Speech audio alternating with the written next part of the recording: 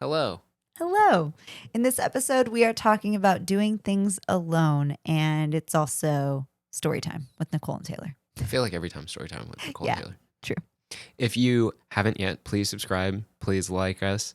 Please, Please like us. please sign up for a membership to get episodes early. If you would like that, it's on glitterandcatlitter.com or the YouTube channel, and leave a review. Or I feel like comment. the internet would be better if people just went, please like us. Please like us. We hope you enjoy.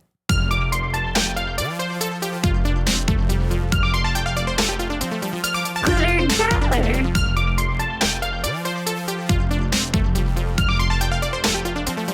Glitter and cat litter. Somebody referenced you as Phineas and Ferb the other day, or Phineas or Ferb. I don't know which. I'm not going to look back at the comment. It doesn't matter. It was due to the size of my nose. Well, it could also be due to the size of my nose. Yeah, they could have been talking about you, Could have but been. you have a normal sized nose. I don't know. Do I? I just have big glasses. Could be hiding it. You don't know. I don't know. Anyway, whoever that was that commented that, you can't hurt my feelings about a big nose. It's been on my face for 31 years. Also, it was just like the most out of the blue random. It was, I don't even feel like that clip was worthy of your nose. No, Like- but it was probably just the first thing they noticed and commented it. But I don't understand that. Like, I'm not an internet troll. I don't just like see things and I'm like, I'm going to comment it. But Yeah. sounds kind of fun if you I don't were know. into trying to hurt people's Well, feelings. the other day I sent Isaac, I don't remember what it was. I think it was something from Black Magic, because they just had their announcement recently with all their cool stuff. Shout out to their cool stuff. They have a new app that's for free on the iPhone. That's actually really dope. Not an ad. If you like cameras and being able to tinker all the settings on your phone, really dope to have that app. If you, what was the other thing they did? There was an update for Resolve. I don't know if I haven't installed it. But then there was, there's new cameras and stuff. And I sent Isaac one of them, and he bought it. that would not surprise me. He what did he do? Oh, he goes apparently people are mad about it. Really quickly responded that, and I'm like, what do you mean apparently? How am I supposed to know that people are mad about it? And he was like, oh, read the comments. And I was like, I literally went to the post. I went to look at the comments, and then I was like, I actually don't care to bring the negativity, if there even is negativity, into this. I'm like, I couldn't care any less. I mean, on paper, to me, that camera sounds cool. Yeah. I would use it. I have enough cameras already, so I don't need another one. But I would use it. And I'm like, what? Why are people just why? I was watching a YouTube video and they were talking about people bonding over negativity. And they were talking about how when someone's doing something that they're excited about and all this, it's hard for people to bond with it. If you say oh, this sucks and that, this happened and this was bad, it's very easy to bond over things being bad. And Interesting. it made complete sense the way they were talking about it, because they were talking about it was about Fashion Week. They were talking, and I know exactly which YouTubers were talking about who. And because there's a secret feud going on that is not so secret if you really listen to all their videos. Anyway, not here for the drama. But one of them was talking bad about Fashion Week and was like, I don't want to go. And then the other one was super stoked about being at Fashion Week because she's dreamed of being there and all this stuff. And she was like, you know what? Whatever. I'm excited and I'm going to be excited. And if nobody can relate to that, that's fine. But I'm going to still be excited. And she was like, it's so easy to bond over negativity of I don't want to do that thing or that sucks. And it made sense. So I was like, yeah, that makes sense to me. I don't feel like it is really weird. It's definitely a turnoff when people are overly positive, which is annoying because I feel like I do that Yeah. more than I don't do that, or at least I just am the ultimate diffuser. I don't really do But you get very excited about things. in work situations and people situations or group situations. I'm really the diffuser. Yeah. I've learned that. I know that like I feel like we talked about this on the podcast. Maybe not. Maybe it was just real life. I don't know. Is this real life? But I know that so. I know that I was realizing I had like a little epiphany moment talking with somebody, and I was like, oh, I get hired to do a lot of the jobs that I do because I diffuse the situations, and I am like the even keel diffusion in the setting. That was like, real life, but I don't know who we I were don't talking know. to. But I remember that conversation, and I was like, that's true, because there's people that, well, I mean, I hope that there's always people that are better than me, because then I have something to learn. But like, I remember that being a thought and being like, oh, well, obviously I'm getting hired, and I'm like, and obviously I'm proficient at what I'm getting hired to do. But then I'm like, but what's the thing that's keeping me here?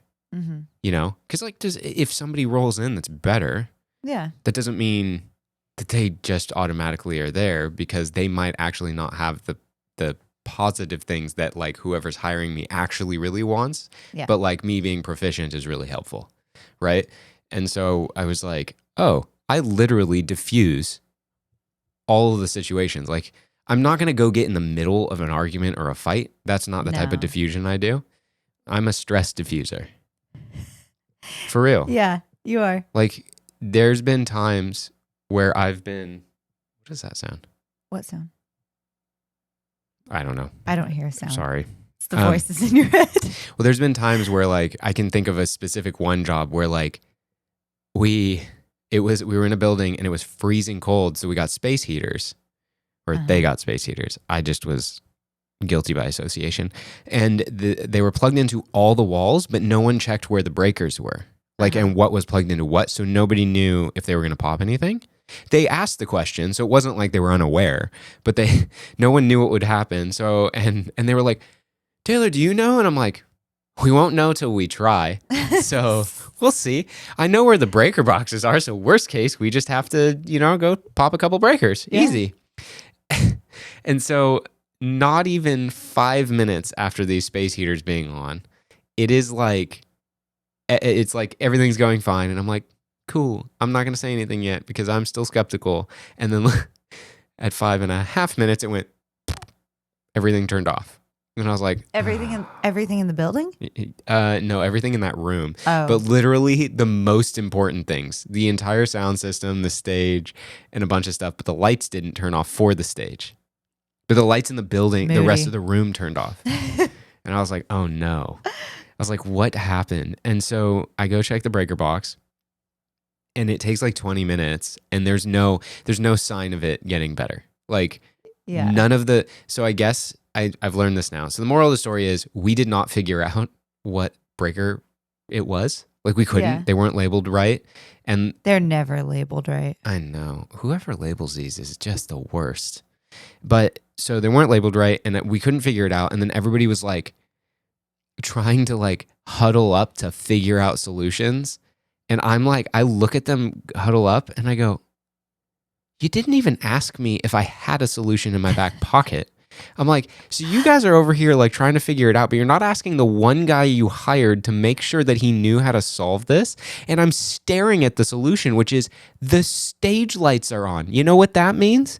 That means that there's still power over there. And I'm like, so take an extension cable and go over there. And so I did. And they're still like huddling up. And then all of a sudden, everything turns back on, and like the house music comes back on, and I'm just like standing. And you're standing there. I'm literally standing back there, and they're like, what? And they're looking around, and I'm like, there's power here. I did it. Yeah. And they're like, nice.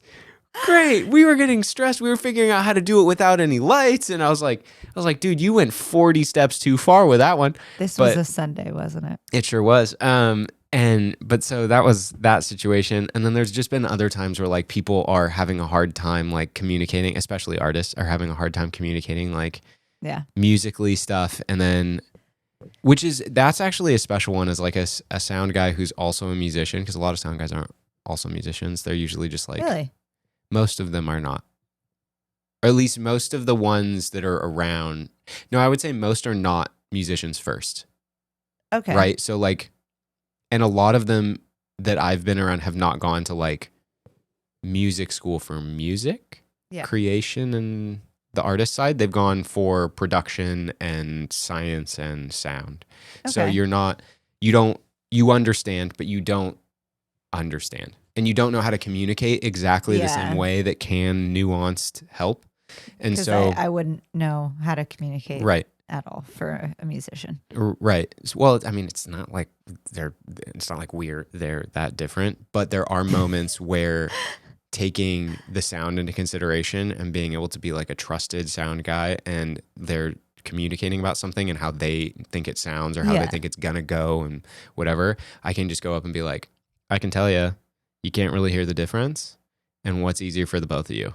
Yeah. You know? And that's nice. And that's a very like, they're like stressed trying to figure it out and they can't. And I'm like, it truly doesn't make a difference to me. And if you tell me where it is and what song, I can pay attention.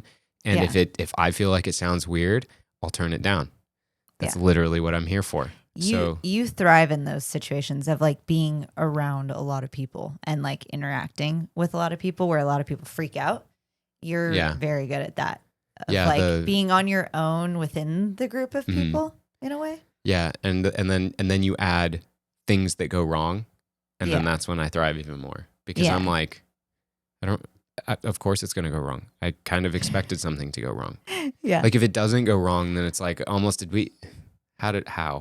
what went wrong that we didn't catch? Yeah. You know, like that's the real question.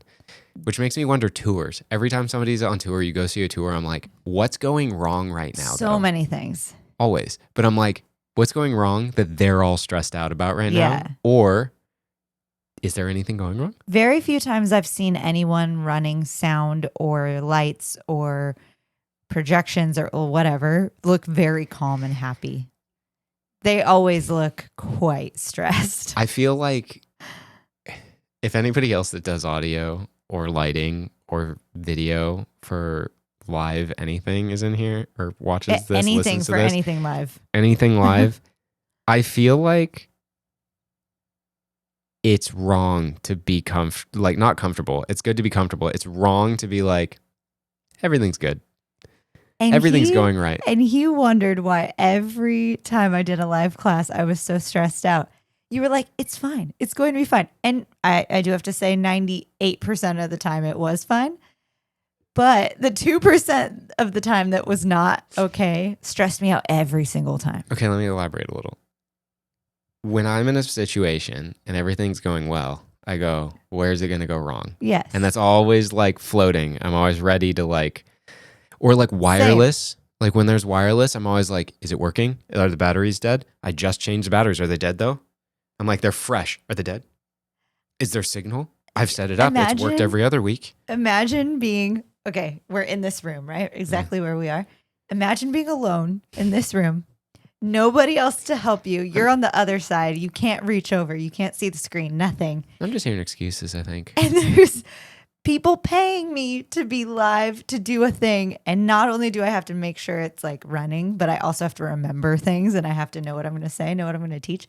And I would get like so stressed and like I was so used to it that it didn't even like feel like stress anymore, but I just stopped functioning correctly. And Taylor would be like, plug in the thing. And I'm like, what thing? Like all of it is just so panicky. I really genuinely wonder what you would be like in that situation. You've seen me in that situation. No, not you alone on your own doing a thing. Yes, you have. What? Oh, on stage, your push wasn't plugged in. Mm-hmm. No, my push was plugged in. The interface unplugged. And the music was coming out of my computer and I couldn't hear it from my in-ears or anything. And I'm standing there and I'm like, hold on. And I look down and I go, oh, that's not on. And I go, okay, well, that sucks. This is embarrassing. And I open up my laptop, plug it back in, unplug it, plug it back in, make sure it's connected, go, and then go tap. Ha, there we go. Was that at the Roxy? Mm-hmm. And I said, whoops. And then we just continued. And luckily I don't have a microphone in front of me. He didn't panic, but I'm sure inside you panicked. Well, I was stressed anyway, just from doing the show, but it was like, if I panicked, I would skip the steps. I know better. I have been a sound guy for a very long time. I've done circles around that live setup. I'm not anymore. I would probably mess up now if I don't practice. Think so. Okay. I probably wouldn't mess up now, actually. I know the interface really well. But like just all of that, it doesn't really phase me. I mean, it phases me and I feel it, but it doesn't like stress me out that enough to like hinder stuff. Unlike foul balls at the baseball game, those mess me up so bad. Man, oh man. That first game, I was so stressed. There was a ball that landed. This is just story time so far. There was a ball that just landed the row behind us. Yeah. I was sitting, say here. It literally landed like arm's length this way. Yeah. And it hit a lady. She's fine. I saw her the last game we were at. She's okay. Yeah, she's at a lot of the games. Yeah, but it was coming, and I saw the ball, and we've never had foul balls at those seats in my entire life. We've had these seats, or at least as long as I can remember. Not until I think there was one last season or two last season, and then this time it's been almost every game. Yeah, it's been pretty much every game, which is strange.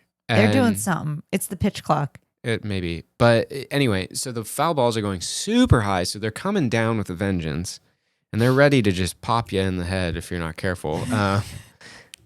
I've never brought a glove to a baseball game because the seats that we have are like so not in a position that you'd bring it out of like the novelty of having it, which is inconvenient to carry the whole time. Yeah. But now I literally bring it, and if, depending on the section that we're in, literally if there's a left-handed batter, I have the glove on. Yeah. Like, did you have it on when you were like eating your food? Yes. No, I'm not joking. I put it on because I wouldn't eat my food when there was a left-handed batter, and I would wait and I'd have the glove on because I knew that if there was a reason that I had to stop a ball from hitting someone that was right around me, I would.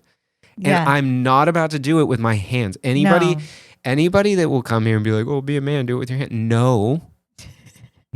Have you caught a baseball at like 90 miles an hour with your bare hands? No, I couldn't do it. And then here's something that I used to not take into consideration until I've been around so many foul balls.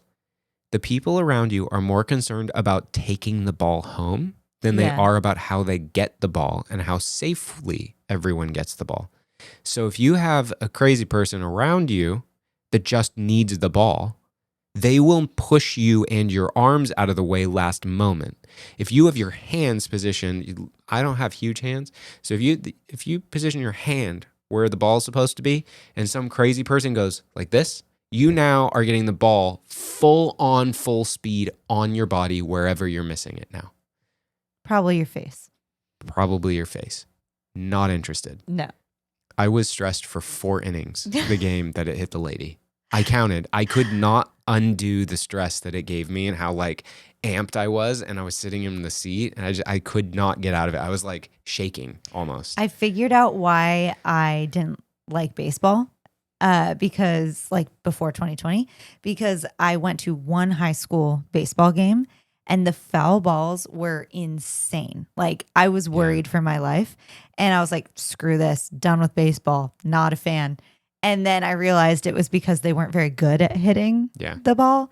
Therefore, they were flying into the seats. When you go to actual major league games, you get foul balls, but not like that. But now in our seats, it's probably a similar amount of foul balls, but way more strategically placed. Like I could tell you the like 4 to 5 places per left or right-handed batter, where if you're in those sections or in those seat areas, you're most likely going to have a foul ball or 2 or 10 a game.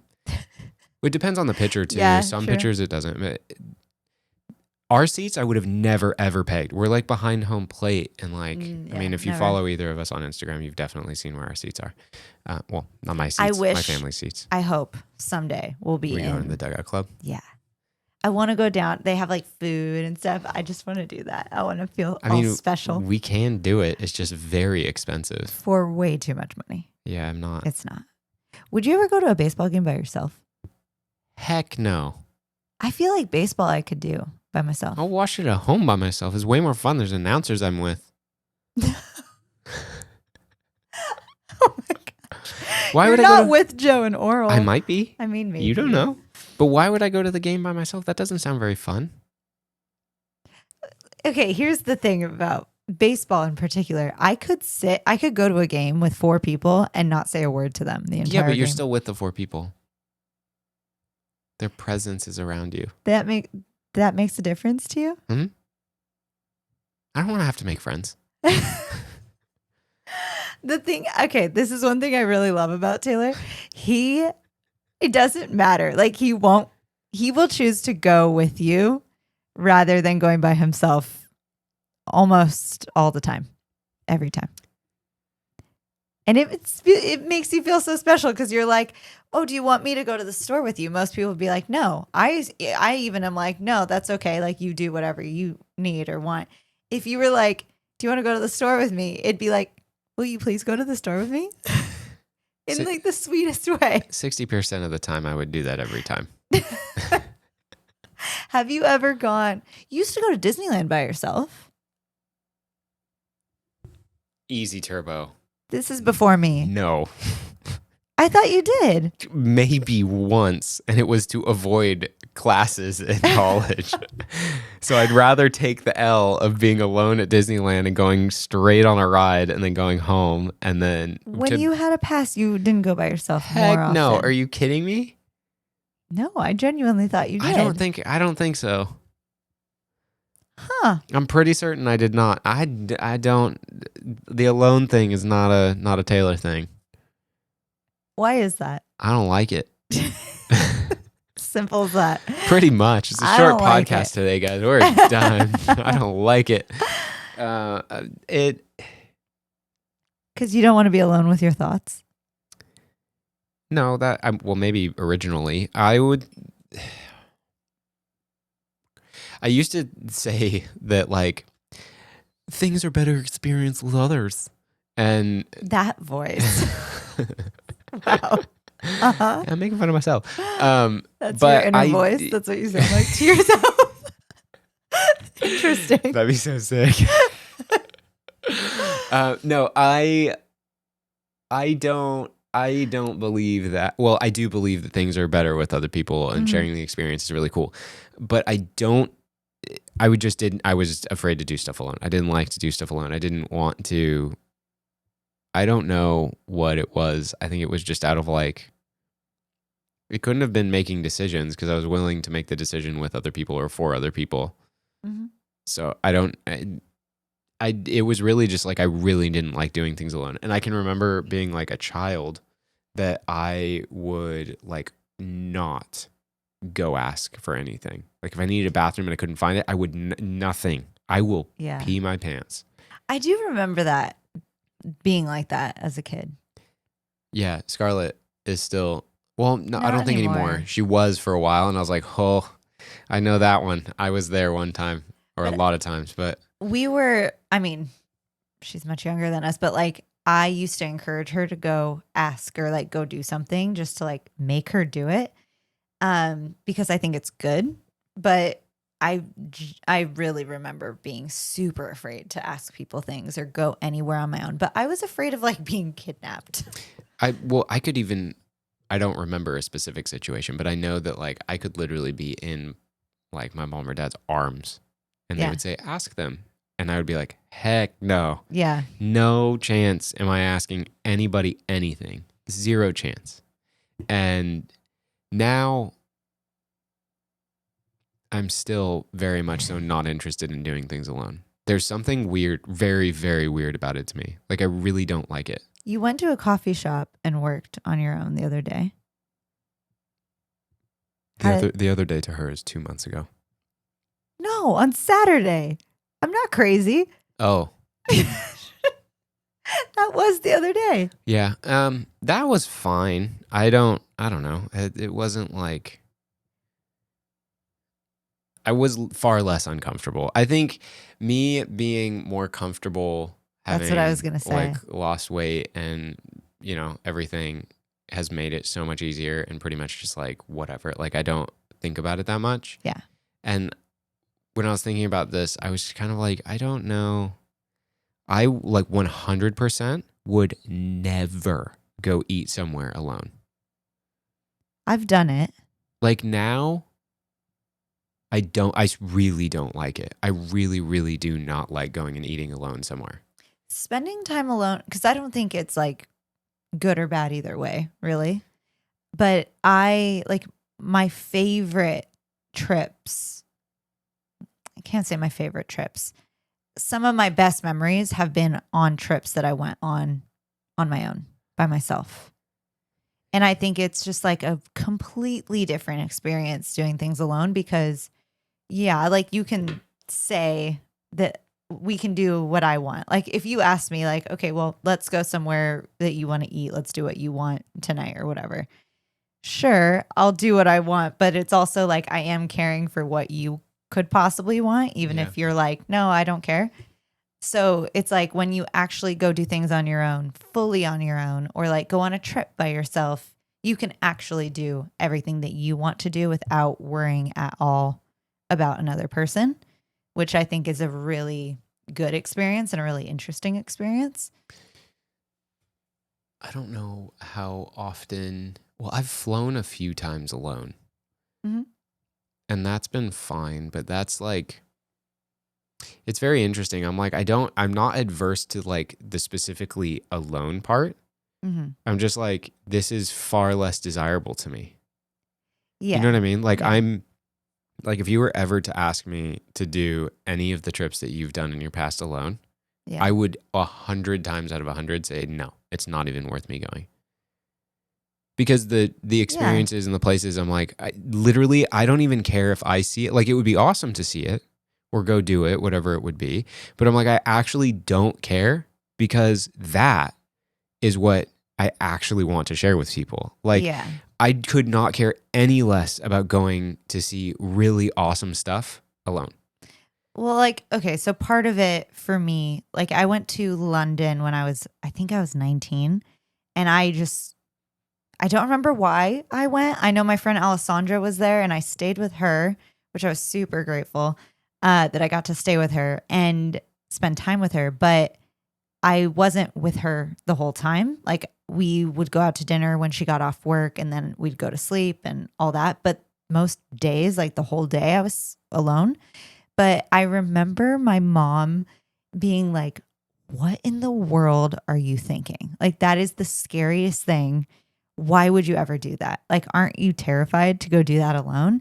And I think part of it was that I grew up with like in a big family and I was very rarely alone. And so I kind of wanted that time and experience by myself because I had traveled with my family every year. And it was kind of like a half, can I do it? Like, I am a little afraid, but I don't think I need to be that afraid. I think I can hold my own. So it was half that and half like, why am I going to wait for someone to go with me? Because like my friends couldn't go with me. I wasn't dating anyone. Like I didn't have anyone to go with. It would have been really, really cool and really good for my mom to go with me because that would have been like life changing for her to do that, I think. Oh, yeah. But there was no way to make that happen. And so I just went on my own. It's kind of the like, why wait for someone? Just go do it. Just do it on your own when you can. But I'm glad I did it and I had a lot of fun. Sure, things could have gone wrong, but the things that have gone wrong for me on trips have always been with other people. Like I almost got kidnapped in Portugal and I was with a group of like 20 people. At the moment, I was not. I was on my own, but I don't know. There's something really interesting about traveling alone that I'm very into. But I wouldn't do it now because I would want you to be there. I literally like, I can think, I honestly like now, if you were to ask me, like, be like, oh, go take a trip, go be somewhere alone. Not a chance in the world. It just like, there's nothing that makes me interested in that. It makes me think that like, I don't know. I really like time alone. Like you were talking about a Sunday morning when something happened. That's like my time to be on my own usually. Yeah. And I like treasure that. It's not that I don't like being around you. I love being around you, but I'm like, okay, like I can turn on Gilmore Girls and have it on super loud. And like, I had the dreamiest Sunday last Sunday and I don't I think it sounds so crazy. I was like writing about it and I was like, oh my God, the child me would be like, you are ridiculous. Because I was like, I got to clean the house like all So alone. stupid. And I had Gilmore Girls on and I was just like having a great time. I had dessert for breakfast. I cleaned the house and I was like, this is the best morning ever. And then I was like, yeah, that sounds cool, but also you cleaned the house. Like that's not cool. That's not fun. But I was like, this is a dream. I I was like, I this is don't great. mind that. Like, I should clarify that. Like, I'm fine doing stuff alone. It's not the end of the world anymore. By choice, I won't do it. Yeah. But like, there's a certain amount of me that has determination and will like push for something if I'm not alone. Whereas if I'm alone, I just am like, what is the easiest way to just go do whatever? I just kind of don't care. Like, it really just kind of all falls off. And I'm like, I just actually don't care. Like, it doesn't matter. Like, I don't care where I go as long as it's fine or it like meets my bar of whatever. Like, if it's a coffee shop, I'm not going to just roll into Starbucks unless there's no other option. Yeah. You know, like, I'm going to go somewhere fine, like, good. But like, if it's a pain in the butt, not a chance am I going to that place. It just like, it breaks my heart for people who, and I know so many people like this, and at times I'm like this, but it's like you really want to try a restaurant, but you're like, I don't have anyone to go with me and I don't want to go alone. It's Well, like, go to the what? restaurant. Just go to the restaurant. Just do it. See, like the difference for me in that is I don't go like, oh, I really want to try that place. I can't go alone. If I said I really want to try that place, I will find someone to go with. But if I don't find someone to go with, I'll go alone. Like if it matters that much to me, I'll go do it. Right? But like, Yeah. but Okay. like going and traveling and experiencing and stuff, it's like it doesn't really get me stoked. And like I used to go to concerts and stuff a lot alone. Because I would like meet people I knew there and their timing would be different from mine because of work or whatever. So then I would just go in and like and enjoy. But like honestly, it was very like I never ever liked just hanging out alone. I don't like it. It's not because I don't like any inner dialogue or anything. I'm fine with that. It's not like I'm not, you know, it's none of that. It's just like genuinely, it doesn't make me excited to do stuff like alone. Or rather, it's like I don't like going somewhere to sit and wait alone. Like when I met you in France, I was there for like 8 hours before you. Yeah. And it was like, I was like, literally, I'm like, what do I do? I'm like, I don't have a hotel or any of the stuff because you're not checked in or whatever. So I'm like, I'm just like rolling around and I'm like, I just like, I'm not even interested in being in this country. Yeah. And it's one of my favorite countries in the whole world. And I do not care to be here. I'm like, wow, it's pretty. I don't care. I remember my mom, this is the funny thing because she was always like terrified for me and was like, no, don't go do the thing. And I was like, screw you, I'm going to go do the thing. But I was coming home from New Zealand and this flight, I don't know what happened. It was like 4 different medical emergencies. Like someone I think went into labor, someone had a heart attack, someone passed out. And then something else happened too. Cause I remember thinking 4, there were 4 things. Cause I was like 2, okay, that's a lot, but we'll let it slide. That's not like whatever. But it was like nonstop. Something was happening. So we ended up landing in Hawaii. I think it was Hawaii, but I think it was the trip from New Zealand. But anyway, we landed in Hawaii and I called my mom because I was like so distraught because I was alone. I was tired. And I didn't know what to do. Like, I didn't know like how long they were going to have us there, what flight I could get on, all this stuff. And I had to figure it out. But I remember her being like, you're in Hawaii. Like, just leave the airport. Worry about the flight later tomorrow. Like, just go. And it was like 3 a.m. And I was like, Mom, I can't go anywhere right now. Like, it's the middle of the night. And she's like, just go like find somewhere to sit and like go to the ocean or something. And I was like, no. But now that I think back on it, I'm like, yeah, I probably should have done that. Like I probably should have just chilled and gone and done something on my own. but I guess you could have. I could have experienced Hawaii. I've only been there one other time. But anyway, my dad used to go to the movies by himself all the time. And my brother Derek has inherited that. And it is one of my favorite things to get a text from him. He always sends me like a selfie of him alone in the movie theater. And he goes during the day when there's like literally no one else in the movie theater. And he always puts, I think it's Celine Dion, the All By Myself song. I'm not going to sing it. I don't think that's Celine Dion. Is it? I don't know. It's someone, but it's like a ballad, like a huge song, and he always puts that to the photo. I think it's Eric Carmen. No, that doesn't sound right. I don't know, but it's such a good one. I don't think I've ever been to the movies alone, but that's like the perfect place to go on your own. Yeah, that's kind of an easier one to go on your I was reading all by myself at the same time. That's an easier one to go alone because you end up literally kind of being alone anyway in the movie unless you're like interactive with the group that you're with. And I will say that watching a movie with people that don't have the same humor, if it's a funny movie as you'll have a very different perspective about the movie. I saw Anchorman 2 with people that didn't find it nearly as funny as the group of people I should have gone to see it with because everybody was too cool with the first group that I went with. And so I was like, oh, I've already seen it, but like, I'll go. I don't know. It was kind of whatever. But I'm like, I want to go see it again. I especially want to see it with you guys. And I could not stop laughing the second time. I knew the jokes that were coming. Like I knew what was happening, but it was so much funnier the second time because of the people that I was with and their humor just was like filling the room. Yeah. And, even in a movie theater. But like, that's so interesting. I don't know. There's something about, for me, doing stuff with people.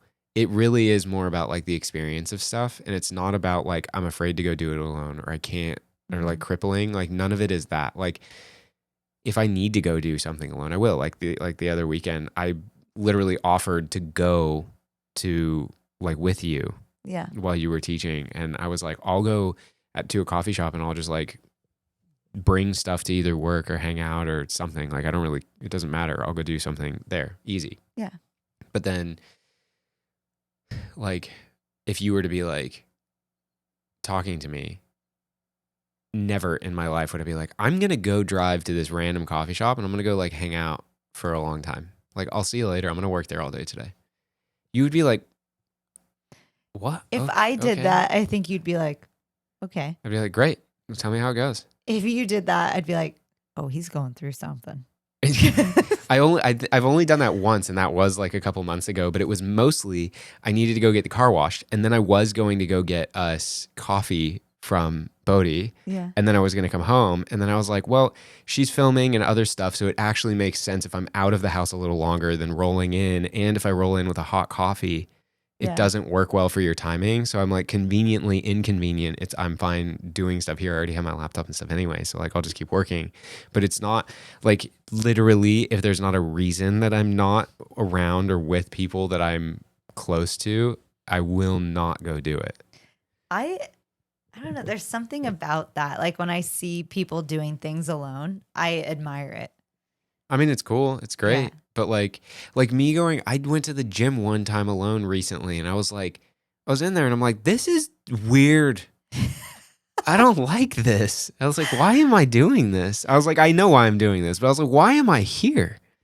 The one thing that when you said that, it reminded me of like skating alone, which I love to skate on my own, but I also love to skate with other people. I just love to skate. But when I am skating on my own, my mom is always like very like check in with me because that's a dangerous activity that if I don't tell someone where I'm going or like where I'll be, and I knock myself out or something, that's like a big concern, always has been. So like even me at 31 years old, like when I'm out skating alone, I'll like text my mom that I'm okay. You don't even need to do that anymore. You have an Apple Watch and an iPhone that have fall detection, so you'll be just fine. I haven't tested this one. It's the newer one, so it's going to be way better. Well, I don't want to test it. I don't want to fall. Exactly my point. Don't test it, but it's gonna be better. I mean, we can go test it right now. We can go push you over and see what happens. No, none of that. I mean, it could be fun. If I fell, can you test it like onto like a pillow? You gotta fall hard. It doesn't do it if you fall soft. You gotta fall. How does it hard. know?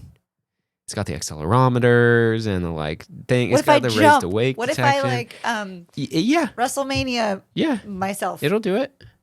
What is this hand? I don't know. There's been a couple times. No, not even a couple. I think there was one time that I dropped a case or something, like a heavy case, like took me with it. Mm-hmm. And then it was like, did you fall? I'm like, I get it, but no, I didn't fall. It's only caught one fall of mine. And I don't think it was this watch. I think it was the last one. And you're concerned about it? Yeah, because then when I fell really hard and I hurt my wrist, it didn't catch it. So you notice how it's supposed to happen when you fall in a way that you are probably not able to respond. Also, if you had fallen on your left wrist that you wear the watch on, 100% it would have caught it. Well, no, but that's the one that got hurt. You caught your iPad. I sprained my wrist by holding onto my iPad while I was teaching. Stupid. I saved the iPad, sprained my wrist. It cost more money in the ER visit than it would have to get her a new iPad. Yeah. By triple. So now I know. No, not triple. That ER bill was like $1,200 or $1,300. That iPad, which is so much money. That iPad was $499. What? I thought the iPad was way more money. It was your mini.